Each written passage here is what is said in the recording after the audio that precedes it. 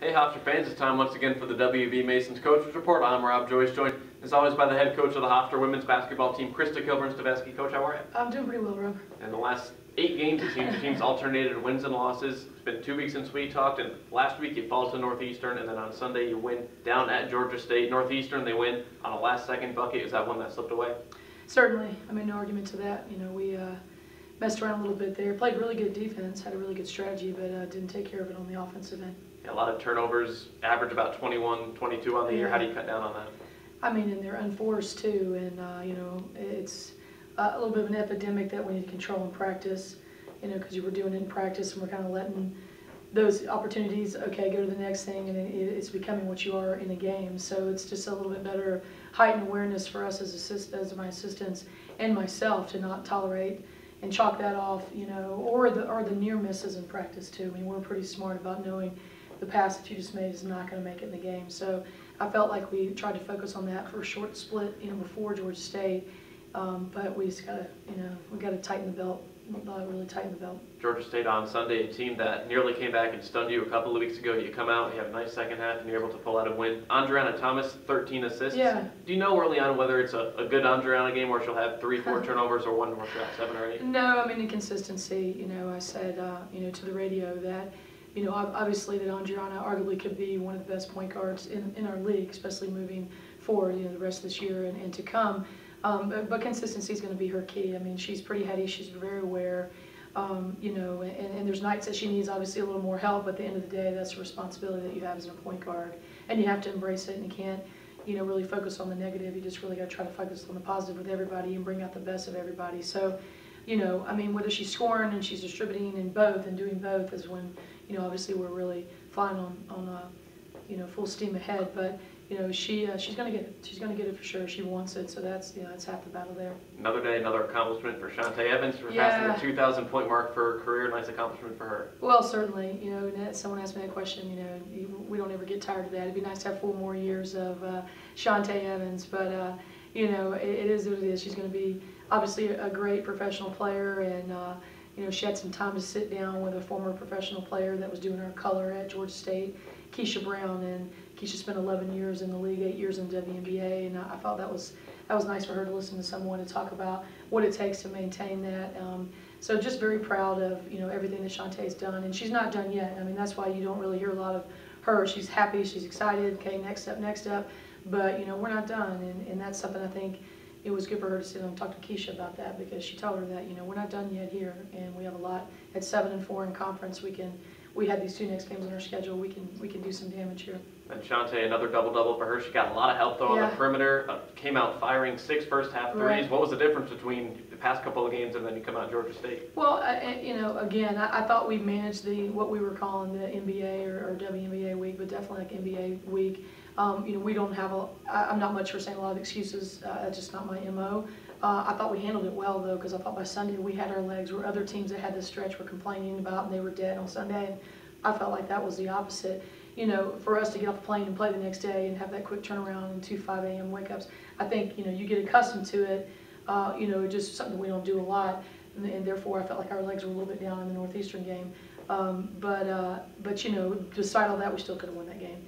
And so I'm just proud of them to be able to maintain this. Now the key is, you know, this is February, the February grind, and we just got to push it out. You know, we got these next 2 games, and we have a Tuesday game. You know, so this is interesting how that has mapped out. You know, I don't really pay attention to much around the other league, but there's also teams in our league that didn't play play NBA week. So just interesting. It is what it is right now. So we just need to be the tough ones and finish this out and be playing in this conference final. Yeah, 4 games, 8 days. That's over. Is there a lot of now learning time, walkthroughs, film? Yeah. I mean, we haven't had a chance to really go back into the film room. So, you know, today's going to be a good day for that as well, and get on the court and get a lot of shots up and really working on our offense. Obviously, going against a lot of zone that we're going to see down the stretch. A big week this week. Drexel and James Madison at home Thursday. It's a noon game. So, is there any difference when you start at noon as opposed to a typical 7? I mean, I like noon games. I was real proud of my kids on Sunday morning. They woke up for, you know, 7:30.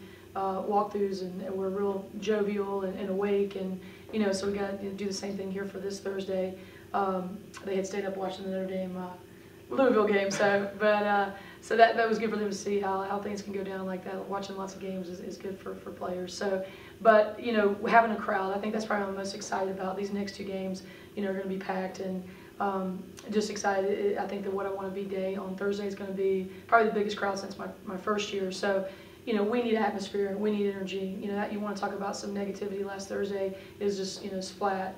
When no one's in the stands, I mean, you have to have energy. And, in the month of February, students are back, and we really need to urge, them to come out because, it's 7-4. I mean, you really need to focus. We're 7-4 in conference right now, and, our body of work has definitely, proven that, we can really compete with everybody that's left. And, we need people in the stands. We need, at a home game, it be a home game. So I'm pretty emphatic about this down the stretch, and I'm glad we're going to have, these next few games, people in the stands. Yeah, the last 2 weeks we talked about going to James Madison, going to Delaware, but is it nice that you're going to have a packed crowd on Thursday? Yeah, I mean, being that we're having crowds, I'm happy to be back home these next few games for sure. And then Drexel, a team that you had a double-digit halftime lead against a couple of weeks ago, fell in Philadelphia. How do you make sure that you have a complete 40-minute effort against the Dragons? Well, it's the same theme for both of those games. At Drexel, we felt it slipping away, and we weren't playing to win the game, and need to be the aggressor.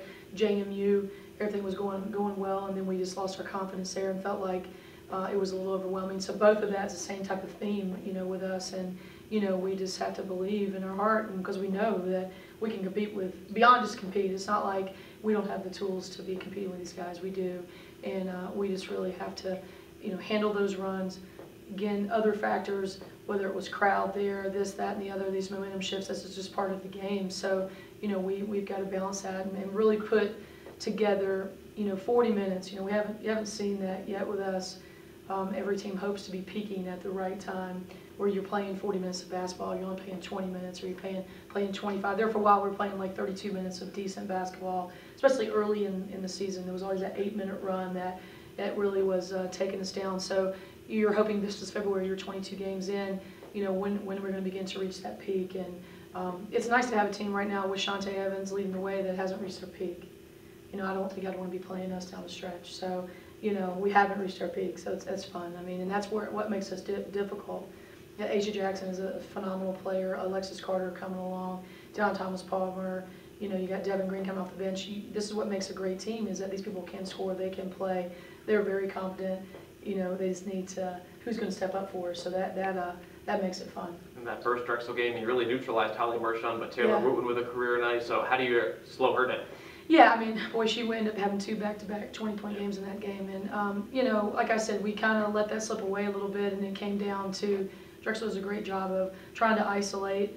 But, again, saying that we need to control the tempo against a team that does a great job of controlling the possessions, and we just have to do that by being the aggressor the whole game and really attacking, even if it's not pressing or this or that. With tempo, it's that we are attacking them in their offensive, their defensive set. So that's a big, and getting rebounds so we can run. Is there that emphasis with Drexel, especially a team that loves to win 49, 47, right, to control the tempo right from the beginning? Yeah, I mean, that, she has made a mark of doing that for her whole career, and Harry Peretta and family there, do a great job of how she's been trained and how she teaches her, her players, and that's her style, and she does it well.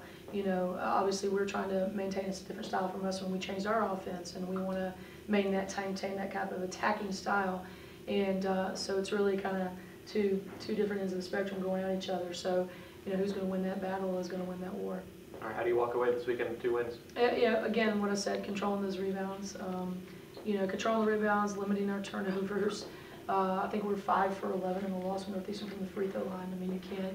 We didn't get a lot of free throws attempts, so we weren't playing aggressive enough, number one, offensively, and, we need to make shots. We need to make shots and make our free throws. So it's going to be fun. Find a good crowd, and everybody come out, watch these next few games here at home. Head Coach Krista Kilburn-Steveskey, thanks always for the time. Thank you. Hofstra takes on Drexel at home on Thursday at noon, and then on Sunday they take on James Madison. Come out and support the Pride. If you can't, you can always check out the Pride Zone, watch and listen to the game live on GoHofstra.com. I'm Rob Joyce. Thanks, Hofstra fans, for tuning in to the WB Masons Coaches Report with Krista Kilburn-Steveskey.